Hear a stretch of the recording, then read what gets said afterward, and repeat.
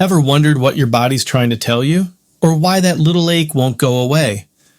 On the Resilience Flow Network, our podcasts help you tune into those signals with simple, practical advice. From clearing the clouds to mindful mover, resilience rituals, and 6-minute reset, each episode gives you easy-to-follow tips for a healthier, more resilient life. And guiding you is Lance Labno, a doctor of physical therapy, one who knows how to help you understand your body and make real changes in how you feel. So whether you've got 5 minutes or half an hour, there's something here to help you move better, feel better, and live well.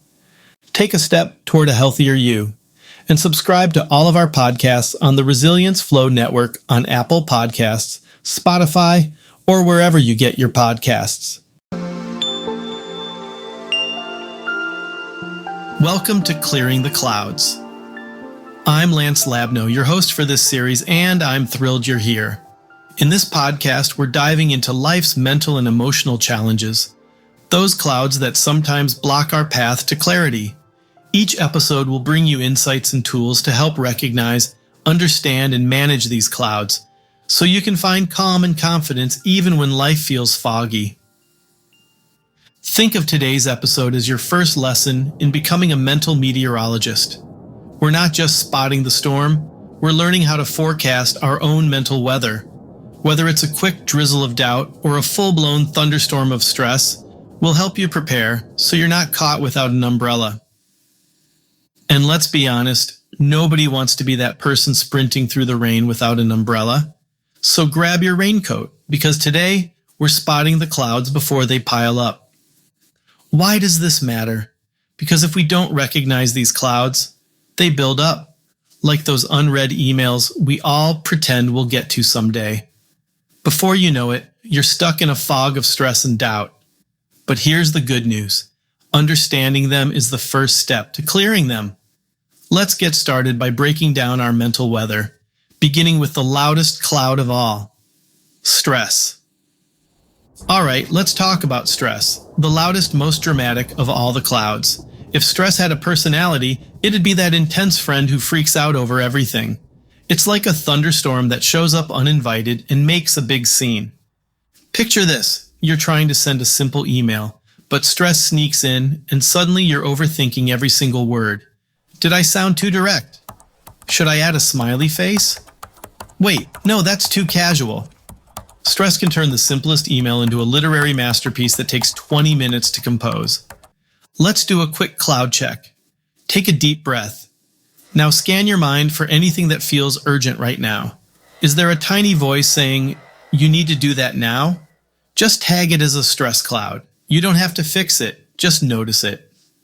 Sometimes naming the storm is the first step to calming it. Think of this as your mental umbrella, a little shield against the downpour of stress. While stress crashes in like a thunderstorm, doubt is quieter, a drizzle that can sneak up on us if we're not careful. Let's talk about how it shows up. Doubt is subtle. It's that drizzle that makes you question if you've got it all wrong. It doesn't scream emergency like stress, but it sticks around, whispering its little doubts. Let's say you're about to try a new recipe for dinner. Doubt doesn't hit until you're halfway in, then suddenly it's, "Did I measure that right? Maybe I shouldn't have added extra garlic." Doubt makes you second guess every step until you're pretty sure you've ruined the meal, even if it's just a simple salad. Remember those unread emails piling up? Doubt works the same way. It's the mental equivalent of that one email you keep avoiding because you're not sure how to respond. Think about a recent time you were excited about something, a hobby, an idea, a decision, and then doubt crept in. Did you keep going, or did you let it hold you back? Try calling it out next time. "Oh, hi, doubt, I see you. Thanks for your concern, but I've got this." Doubt might leave you feeling a bit damp, but confusion rolls in like a thick fog, making it hard to see the path ahead. Let's dive into what happens when we can't find our way through the mental mist. Confusion is sneaky. It rolls in like a thick fog when you have too many choices or too much going on. It's like staring at a restaurant menu with 50 options. Do you want the salad? Maybe. But then there's pasta, and a burger, and by the time you choose, you're starving and nothing sounds good anymore. Imagine planning a weekend getaway. Sounds fun, right? Wrong! Confusion shows up with a giant fog of options: beach, mountains, city tour, and that relaxing spa. Suddenly the excitement turns into overwhelm, and you end up watching a Netflix series about other people traveling instead. When confusion rolls in, try simplifying. Ask yourself, what's my goal here? Or even better, what would future me want right now? Clarity often comes when we let go of needing to get it perfect. Remember, a little progress is better than staying lost in the fog. Think of this as clearing the skies, finding a break in the clouds to see what really matters. Now that we've found a break in the fog, it's time to equip ourselves with tools to keep the skies clear. Let's move from identifying these clouds, stress, doubt, and confusion, to mastering techniques that help us handle them whenever they appear. Think of it as building your mental toolkit, ready to weather any storm. Now that we've met our clouds, stress, doubt, and confusion, let's look at some tools for recognizing them and clearing the skies. Think of these techniques as your mental toolkit, ready to help you manage your internal weather and bring more sunshine into your day. Let's dive in, starting with a simple yet powerful habit: mindful check-ins. Take a deep breath and check in with yourself. Ask what's going on up there. This can be done anytime, at work, in traffic, or even while brushing your teeth. It's like doing a quick weather forecast for your mind. Are you noticing stormy thoughts or a drizzle of doubt? By taking a moment to pause and tune in, you're setting yourself up for more awareness throughout the day. Don't wait until you're feeling overwhelmed to do this. Try making it a habit, like setting a gentle alarm reminder on your phone. You can even pair it with a daily activity, like your morning coffee or a short walk. The more often you do these mindful check-ins, the better you get at spotting those clouds early before they gather into a storm. Once we're checking in with our thoughts, the next step is naming what we find. Let's move on to labeling emotions, a technique that brings clarity and control. Instead of saying, "I feel weird," try being specific. It's like calling out the weather. Maybe it's frustration, anxiety, or just a case of Tuesday-itis. Naming it helps you see it clearly. When you label the emotion, it's like pointing to a storm cloud and saying, "I know what you are." This small act of identification can make the emotion feel less overwhelming. And here's a tip. Try adding an adjective before the emotion, like mild frustration or heavy sadness. It helps give more context and can reduce the intensity of what you're feeling. By calling it out accurately, you gain a little more power over it. It's not just an unknown force anymore, it's something you can understand and address.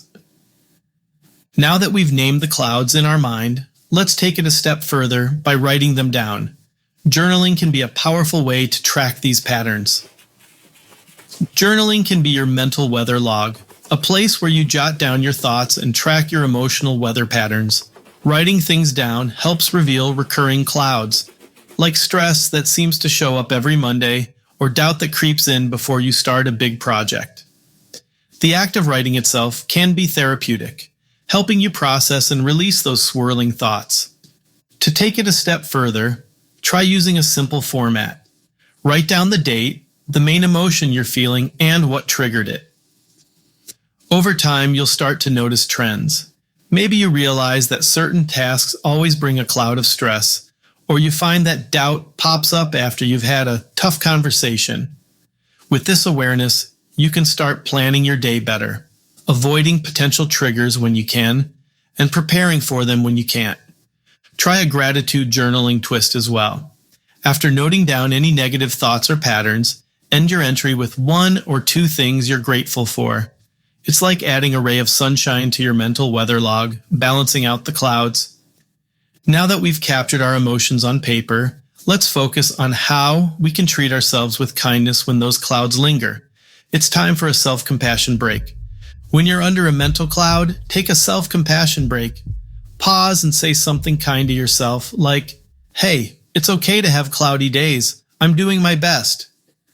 This simple act can help the clouds start to lift. It's a moment of kindness directed inward, something we often forget to do in our busy lives. Think of it as giving yourself a mental hug. You wouldn't scold a friend who's struggling, right? So why do we do it to ourselves? Instead, take a moment to breathe deeply. Place a hand over your heart if it feels comforting and say something soothing. This is hard right now, but I'm going to be gentle with myself. It's surprising how much a small gesture of self-kindness can brighten your internal weather. With these tools, mindful check-ins, labeling emotions, journaling, and self-compassion, we've gathered everything we need to navigate through any mental cloud that comes our way. All right, let's take a moment to recap what we've covered today. We started by learning to become our own mental meteorologists, spotting the clouds of stress, doubt, and confusion before they overwhelm us. First, we met stress, the loudest cloud. It's like a thunderstorm that shows up uninvited, making even simple tasks feel urgent. We practiced doing a cloud check, where you pause and scan your mind for anything that feels like a looming storm. Just naming it can help calm the winds. Next, we talked about doubt, that quiet drizzle that makes you second-guess everything. It's sneaky and persistent, whispering in your ear. Are you sure about that? We discussed labeling this emotion, calling it out, and even talking back to it with a simple, I see you doubt, but I've got this. Finally, we tackled confusion, the dense fog that leaves you feeling stuck. Whether it's too many options or conflicting thoughts, confusion can be paralyzing. We explored how simplifying your choices and asking yourself, what would future me want right now, can help you find clarity and move forward.